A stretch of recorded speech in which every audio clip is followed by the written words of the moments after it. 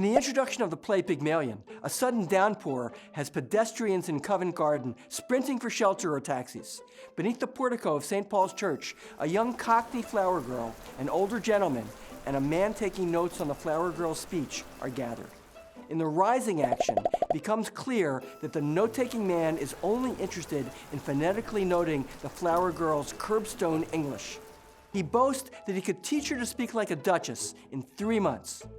It turns out that he is the famous phonetician Henry Higgins. The elderly gentleman is Colonel Pickering, an admirer and fellow speech expert. Higgins invites Pickering to come around the next day to his home on Wimpole Street. The next morning, the flower girl, Eliza Doolittle, boldly shows up at Higgins' home, where she offers to pay him to teach her to talk more genteel. Pickering, who is present, says he will cover all expenses if, in 6 months, Higgins can pass Eliza off as a lady. Higgins accepts the bet and begins tutoring Eliza in speech and manners. Months later, Higgins takes Eliza on a surprise visit to his mother, an intelligent and dignified lady. It's a test of her newly learned skills. Eliza now looks and acts the part of a fine lady, but her vocabulary and unfortunate choice of topics gives away her humble beginnings. With some difficulty, Higgins covers her gaffes, while Freddie is smitten with Eliza. Overall, the test is a marginal success.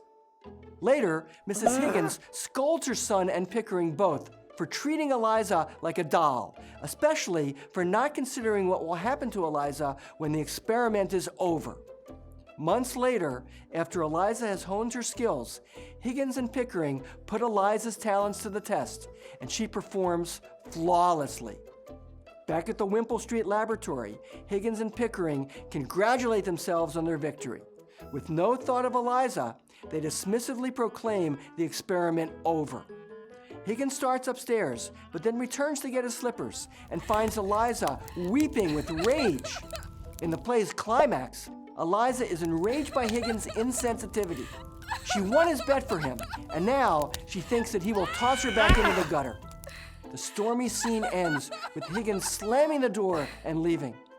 In the falling action, Higgins learns Eliza is, in fact, staying with his mother, who defends Eliza's choice to leave him and Pickering. A calm, composed Eliza comes downstairs and greets the men, thanking Pickering for treating her with respect from the very beginning. But she says she no longer needs Higgins, and she will not come back. Higgins accuses her of ingratitude, but still holds out hopes for her return. In the resolution, Eliza leaves. Higgins remains unsure about whether or not she is gone for good.